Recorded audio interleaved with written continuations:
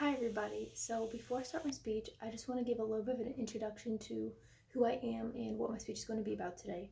So my name is Ava Hardalova. I was born in Sofia, Bulgaria.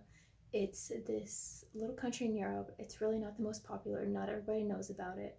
But I moved here when I was pretty young and I've lived in America almost my whole life.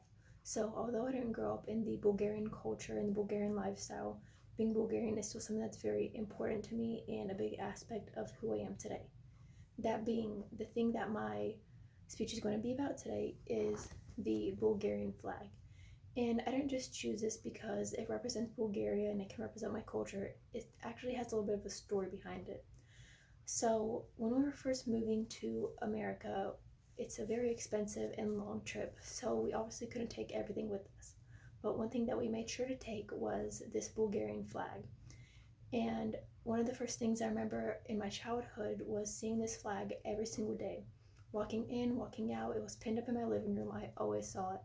And I feel like this was a time in my life where I was very connected to being Bulgarian. I mainly only spoke Bulgarian. I was just learning English at this time, so I feel like my culture was very strong at this point. I was just very immersed in being Bulgarian. And as the years passed by, this flag kind of started to get tossed around a little bit. We pinned it up here and there as we moved. And actually, in the past couple years, it ended up actually being put away in this little box on the top shelf, just kind of like forgotten about, just replaced by other decorations. And I feel like this process of it being seen all the time in my childhood to it slowly starting to diminish to even being completely gone in the past couple years kind of represents how I've strayed away from being Bulgarian and strayed away from my culture and who I thought I was and like what was very important to me when I was very young.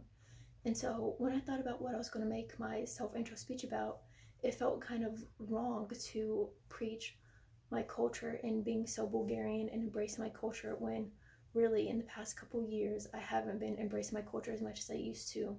So this speech not only gave me the opportunity to introduce myself to everybody, it actually kind of gave me a little bit of a boost, a little bit of a nudge to start embracing my culture, embracing who I am, just getting back in touch with some of the things that used to be so important to me.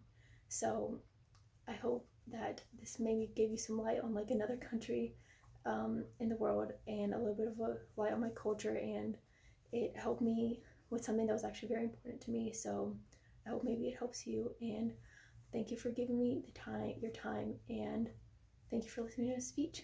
Bye.